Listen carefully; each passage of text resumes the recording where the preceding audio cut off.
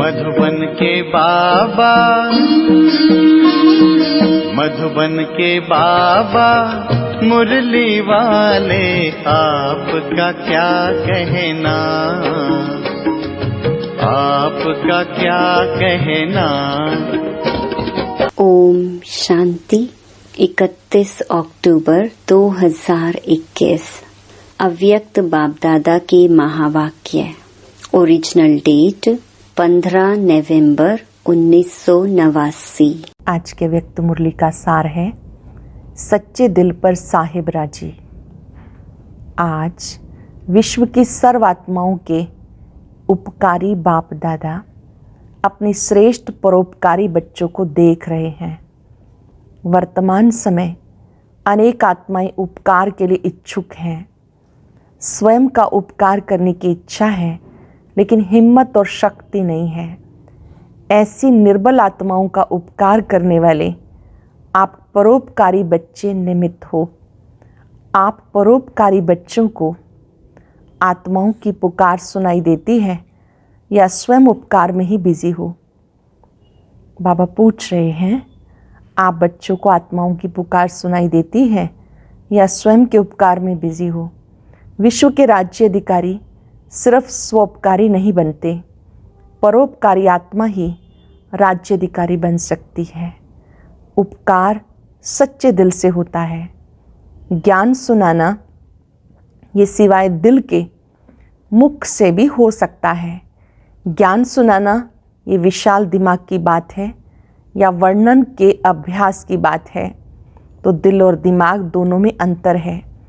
कोई भी किसी से स्नेह चाहते हैं तो वो दिल का ही स्नेह चाहते हैं। बाप दादा का टाइटल दिल वाला है, दिलाराम है। दिमाग दिल से सूक्ष्म है, दिल सूक्ष्म है। बोलचाल में भी सदैव ये कहते हैं, सच्ची दिल से कहते हैं, सच्चे दिल से बाप को याद करो।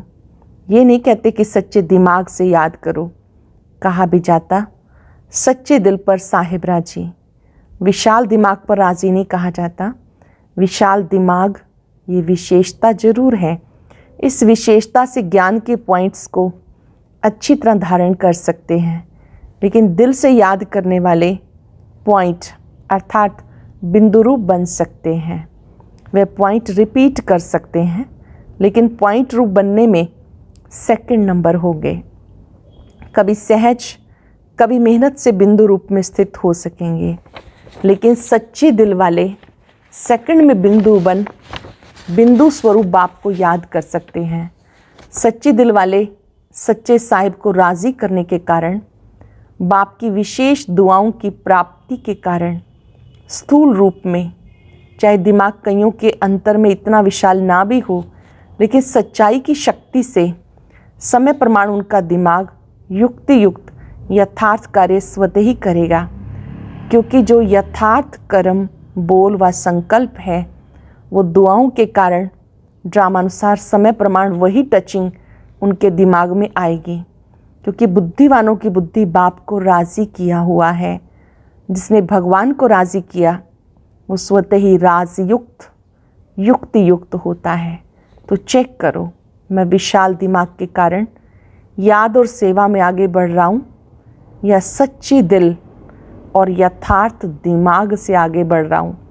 पहले भी सुनाया था, दिमाग से सेवा करने वालों का तीर औरों के भी दिमाग तक लगता है, दिल वालों का तीर दिल तक लगता है। जैसे स्थापना की सेवा की आदि में देखा, पहला पुरुष सेवा का उनकी विशेषता क्या रही? कोई भाषा व भाषण की विशेषता नहीं थी। जैसे आजकल बहुत अच्छे भाषण करते हो, कहानियाँ और किस्से बहुत अच्छे सुनाते हो, ऐसे पहले पुर वालों की भाषा नहीं थी।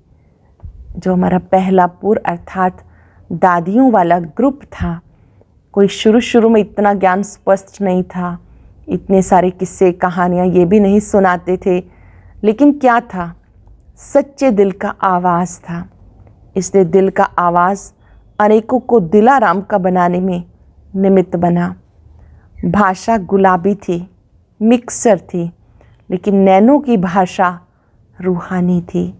इसलिए भाषा कैसी भी थी, कांटों से गुलाब तो बन ही गए। वो पहले पुर के सेवा की सफलता और वर्तमान समय की वृद्धि दोनों को चेक करो तो अंतर दिखाई देता है ना। बात मेजॉरिटी की होती है। दूसरे तीसरे ग्रुप में भी कोई कोई दिल वाले हैं, लेकिन वो कम है। आदि की पहेली अब तक चल रही है। कौन सी पहेली? मैं कौन।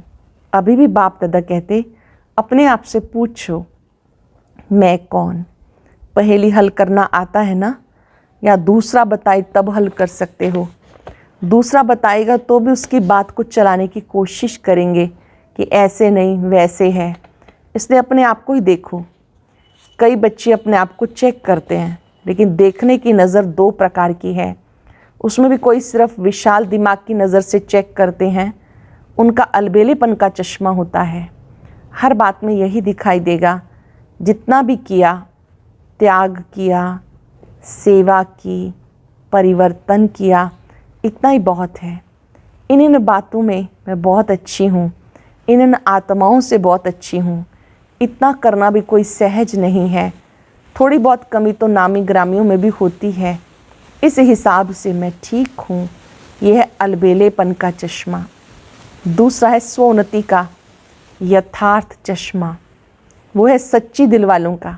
वो क्या देखते हैं?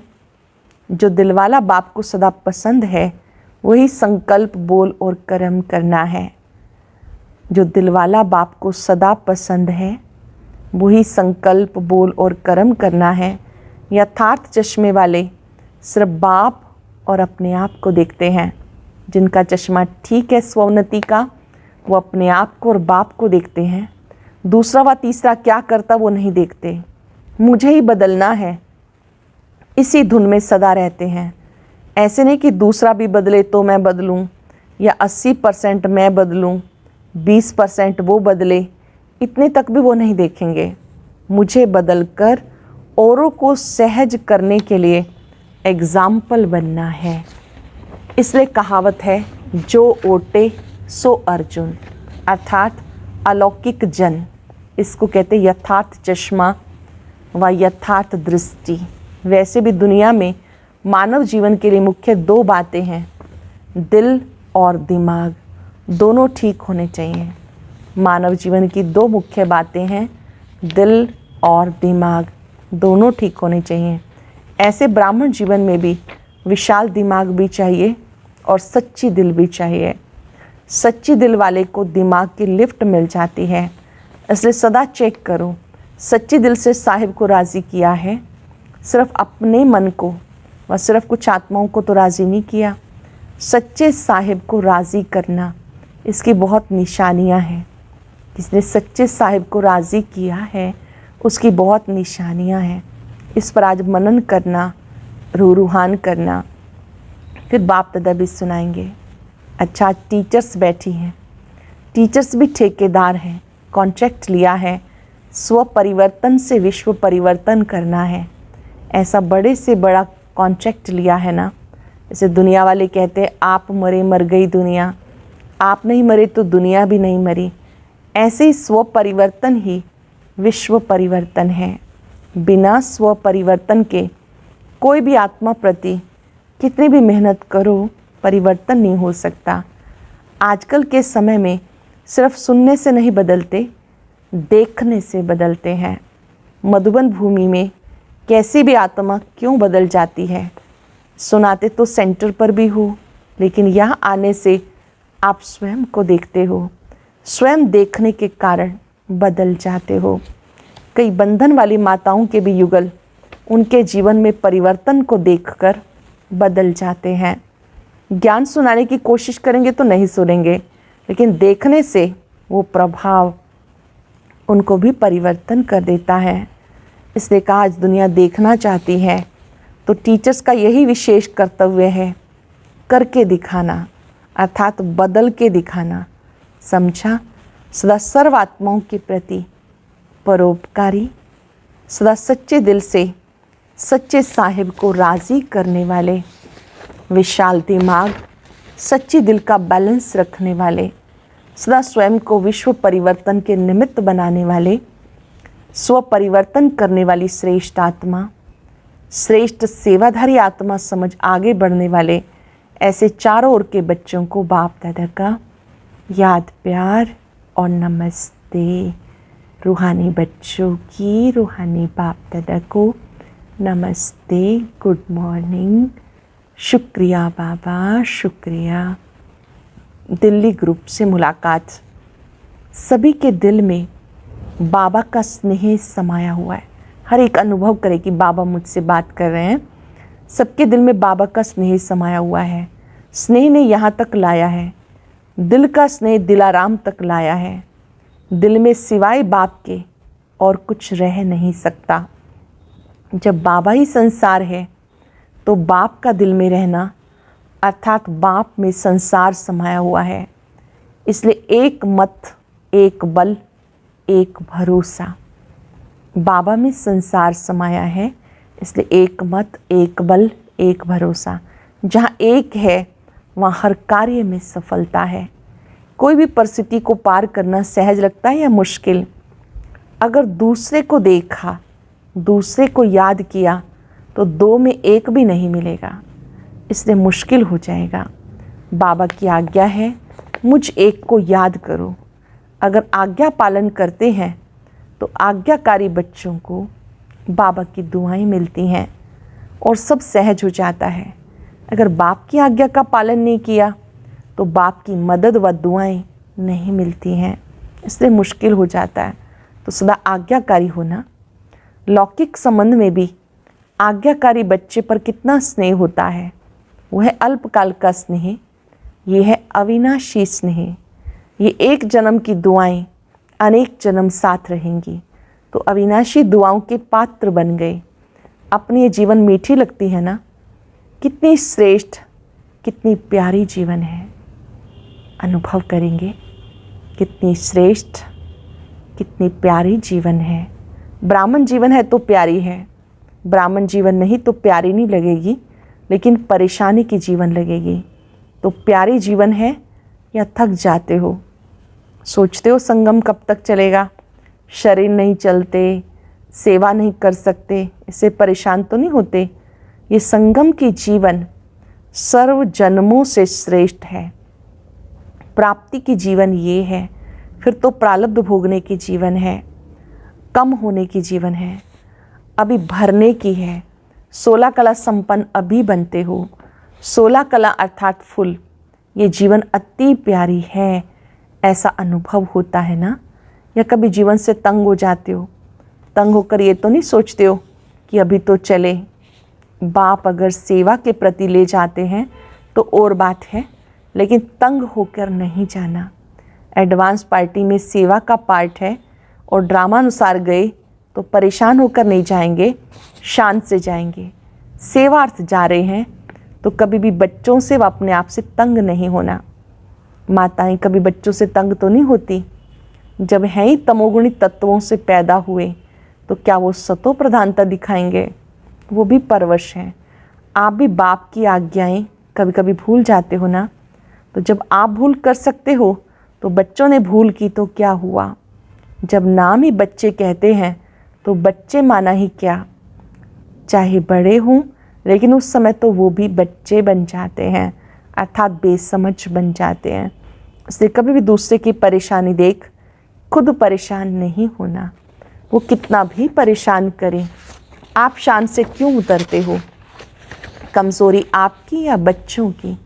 वो तो बहादुर हो गए जो आपको शान से उतार देते हैं और परेशान कर देते हैं।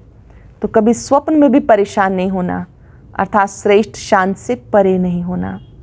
अपने शान की कुर्सी पर बैठना नहीं आता? पूछ रहे हैं बाबा, आपको अपनी शान की कुर्सी पर बैठना नहीं आता? आज से परेशान नहीं होना, चाहे बीमारी से, चाहे बच्चों से, चाहे अपने संस्कारों से या औरों से। औरों से भी परेशान हो जाते हैं। कई कहते हैं और सब ठीक है, ये एक ही ऐसा जिससे परेशान हो जाते हैं। तो परेशान करने वाले बहादुर नहीं बने, आप बहादुर बनो।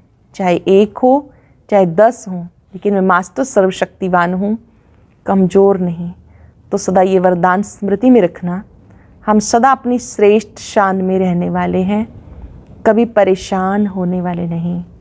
हम अपनी श्रेष्ठ शान में रहने वाले हैं, कभी परेशान होने वाले नहीं। औरों की भी परेशानी मिटाने वाले हैं, सदा शान के तख्त नशीन हैं। देखो आजकल तो कुर्सी है, आपको तो तख्त है। वह कुर्सी के पीछे मरते हैं, आपको तो तख्त मिला है। तो अकाल तख्त नशीन श्रेष्ठ शान में रहने वाले बाप के दिल तख्त नशीन आत्मा है। अकाल तख्त नशीन श्रेष्ठ शान में रहने वाले बाप के दिल तख्त नशीन आत्मा, इस शान में रहना तो सदा खुश रहना और खुशियाँ रहना, खुशियाँ बांटना, स्वयं खुश रहना, खुशियाँ बांटना। अच्छा, दिल्ली फाउंडेशन है सेवा का। फाउंडेशन कच्चा हुआ तो सब कच्चे हो जाते हैं, इसलिए सदा पक्के रहना। अच्छा, नेक्स्ट है वारंगल ग्रुप। अपने को सदा डबल लाइट अनुभव करते हो।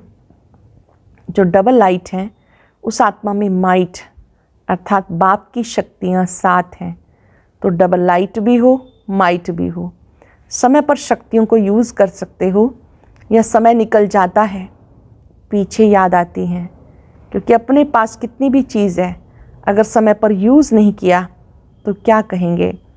जिस समय जिस शक्ति की आवश्यकता हो उस शक्ति को उस समय यूज़ कर सकें, इस बात का अभ्यास आवश्यक है। जिस समय जिस शक्ति की आवश्यकता है उस शक्ति को यूज़ कर सकें, इस बात का अभ्यास आवश्यक है। कई बच्चे कहते हैं माया आ गई। क्यों आ गई? परखने की शक्ति यूज़ नहीं की, तभी तो आई ना। अगर दूर से परख लो कि माया आ रही है तो दूर से भगा देंगे ना। माया आ गई, आने का चांस दे दिया तभी तो आई। दूर से भगा देते तो आती ही नहीं। बार बार अगर माया आती है फिर युद्ध करके उसे भगाते हो तो युद्ध के संस्कार आ जाएंगे। अगर बहुत काल युद्ध के संस्कार होंगे तो चंद्रवंशी बनना पड़ेगा। सूर्यवंशी अर्थात बहुत काल के विजयी। चंद्रवंशी माना युद्ध करते करते कभी विजयी कभी युद्ध में मेहनत करने वाले। तो सभी सूर्यवंशी होना। चंद्रमा को भी रोशनी देने वाला सूर्य है, तो नंबर 1 सूर्य कहेंगे ना। चंद्रवंशी 2 कला कम है, 16 कला अर्थात फुल पास। कभी भी मनसा में, वाणी में, संबंध संपर्क में, संस्कारों में फेल होने वाले नहीं, इसको कहते सूर्यवंशी। मनसा में, वाणी में, संबंध संपर्क में, संस्कारों में कभी फेल होने वाले नहीं, इसको कहते सूर्यवंशी। ऐसे सूर्यवंशी हो। अच्छा, अपने पुरुषार्थ से संतुष्ट हो, सभी सब्जेक्ट में फुल पास होना, इसको कहते हैं अपने पुरुषार्थ से संतुष्ट। इस विधि से अपने को चेक करो। ये याद रखना, मैं उड़ती कला में जाने वाला उड़ता पंछी हूँ, नीचे फंसने वाला नहीं, ये वरदान है। मैं उड़ती कला में जाने वाला उड़ता पंछी हूँ, नीचे फंसने वाला नहीं, यही वरदान है। आज का वरदान, सदा अतीन्द्रिय सुख की अनुभूति करने वाले अटल अखंड स्वराज्य अधिकारी भव। सदा अतीन्द्रिय सुख की अनुभूति करने वाले अटल अखंड स्वराज्य अधिकारी भव। जो बच्चे संगम युग पर अतीन्द्रिय सुख का वर्षा सदा काल के लिए प्राप्त कर लेते हैं, अर्थात जिसका बाप की विल पर पूरा अधिकार होता है, वो विल पावर वाले होते हैं। उन्हें अटूट अटल अतीन्द्रिय सुख की अनुभूति होती है। ऐसे वारिस अर्थात संपूर्ण वर्षे के अधिकारी ही भविष्य में अटल अखंड स्वराज्य का अधिकार प्राप्त करते हैं। सरल शब्दों में वर्तमान में अतीन्द्रिय सुख का अनुभव करना है, वही सच्चे स्वराज्य अधिकारी हैं। स्लोगन है, जहाँ मेरापन आता है वहाँ बुद्धि का फेरा हो जाता है। जहाँ भी मेरापन आता है वहाँ बुद्धि का फेरा हो जाता है। ओम शांति।